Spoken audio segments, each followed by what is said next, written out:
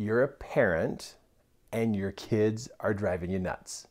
And you're trying to think, how can I survive this emotionally as a parent? Well, I'm here for you today. Let me show you some things you can do to literally emotionally survive as a parent.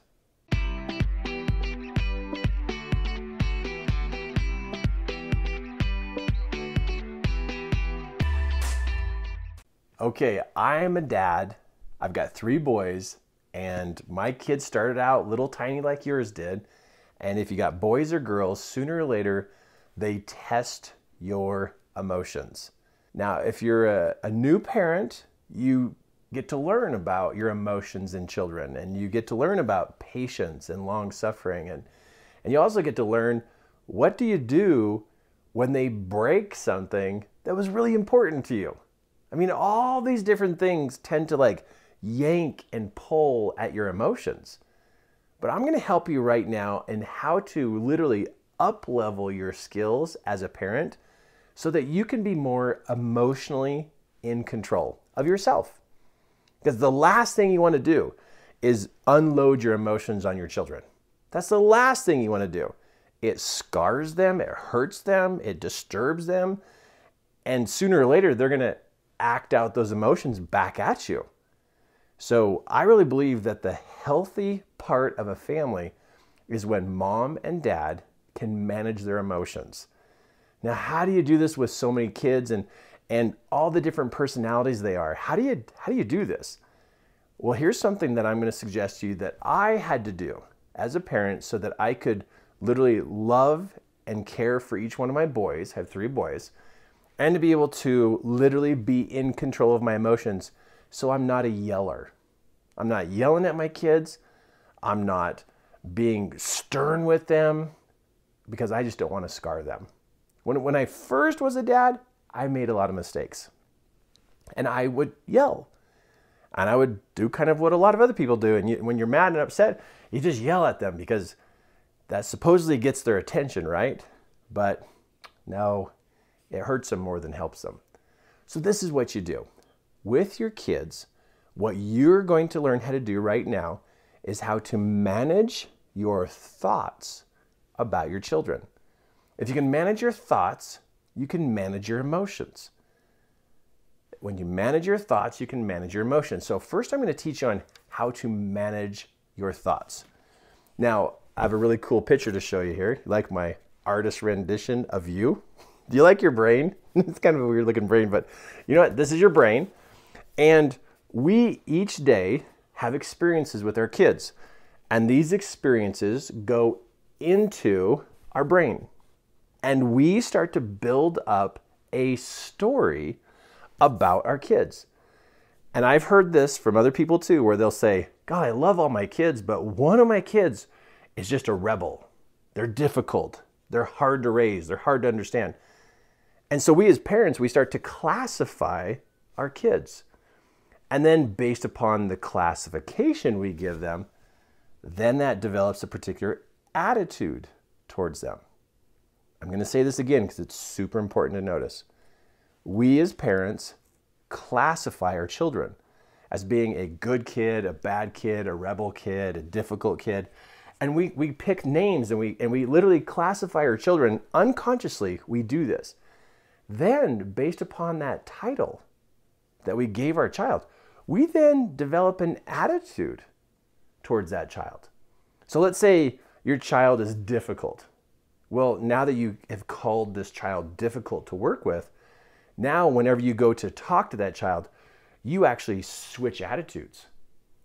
And you switch into your difficult child attitude towards this child. And then when you go to talk to your pleasant child, you'll notice that your attitude changes.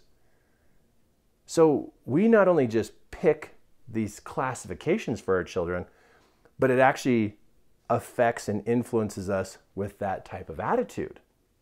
So that's a problem. Because just because the child is being difficult doesn't make them a difficult child. And if you classify them as difficult, then you're going to treat them like they're difficult. And then when you treat them like they're difficult, they're just going to get worse. So for you to be a up-level parent, what you do is you classify your children the way you want them to be, not the way that they're acting. You classify your children the way you want them to be. So if you want your child to be amazing, you decide, hey, this child is amazing. And if they're being difficult, you go, you know, I just love this child because they're just so amazing. There's so much I learned from this child. But because you call that child amazing, your attitude towards that child is going to be as though that child is amazing, and you'll treat them like they're amazing. But I'm going to go back. If you classify them as difficult, you will treat them as though they're difficult. And you will reinforce that attitude. So we as parents, we upgrade our children by choosing classifications that are above where they're at. I mean, if you're going to pick a classification, why not move your child up? So part of an emotional survival of being a parent is we choose the classifications of our children above where they're at. So we see them as great. We see them as amazing. We see them as brilliant. One of my 3 boys had massive struggles in school.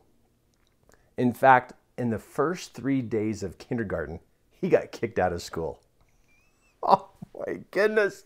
Within the first 3 days of kindergarten, he gets kicked out of school. Like, they call us and say, come get your child. We're like, it's only the 3rd day. And he struggled through 1st grade, 2nd grade, 3rd grade, just struggled. And the teachers and the principals would tell us that your child is difficult. And I believed him. I believed that he was difficult. And when he'd come home, I would treat him like he was difficult. Nothing got better. He was difficult, and I treated him like difficult, and he just was difficult. Well, he gets to middle school, and the same thing happens. The teachers and the principals say that our child is difficult. And it finally clicked to me. You know what? I'm done thinking my child is difficult. I think my child is a genius. So we called a meeting. And we got the principal and all his teachers in the same meeting. And we stood up in the meeting. My wife and I stood up in the meeting. And we told the principal and we told the teachers, this child is not difficult. This child is a genius. And I want all of you to treat this child like he's a genius. Within the next quarter, our child went from D's and F's to A's and B's. And the one thing that changed was how we classified him, how we named him, what we were calling him. And I asked those teachers, that principal, talk to this child, treat this child like he's a genius, and you will see genius come out of him. And at home, helping him with his homework, I would say, you know, you're a genius. You know you're going to figure this out. You know this is going to be great. And we turned our child from a difficult child into a genius. And still to this day, he is a genius. And he is so intelligent. He can figure anything out about anything. His mind is just active to becoming a genius. So how you name your child, and it will affect your brain, and it will affect how you teach them. So you can tell right now that your thoughts govern your emotions. If this child is difficult, well, all my aggressive emotions are going to come up. But if my child's a genius, all my loving, caring, and supportive emotions are going to come up. So emotional management starts with how we name our children, what we're calling our children. Now this part about there's something that needs to come out of us.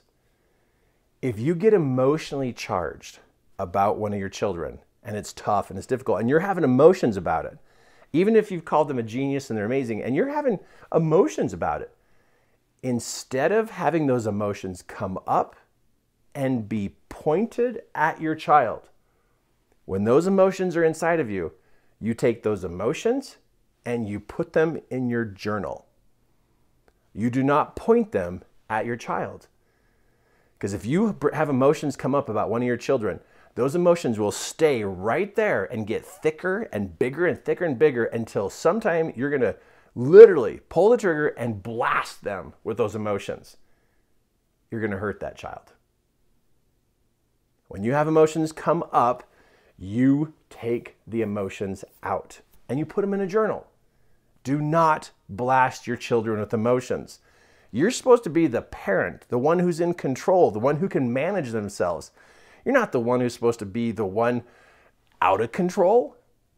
No, you're a parent. You get in control. And the way you get in control is you put your emotions in a journal, not on their face. So you put in good names about your children. And if you have emotions come out, it goes out on a journal. These emotions that come out do not go on the child.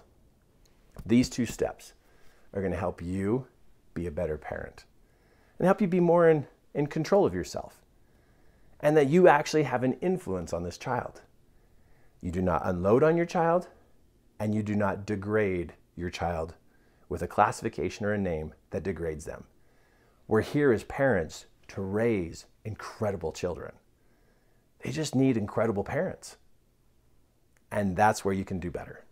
And that's where I can do better, and you can do better, but we can do better. Pick a better name and don't unload the emotions on them. Unload your emotions in a journal. It's going to make you a fantastic parent. Great training, right? I know, kind of ruffles your feathers a little bit because it's like, wow, we got some things to change. And if you're a parent who you know you have to change some things, hey, you're not alone, but make the changes. Now, to help you from this point on, stay close to me. Subscribe to our channel here so I can automatically send you the next training video that I have.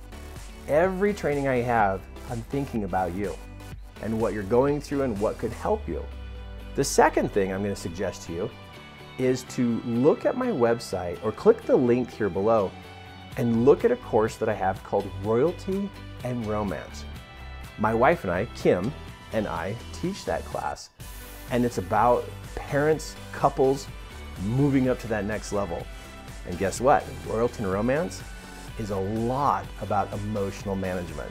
Because wow, when you manage your emotions, you can have great relationships.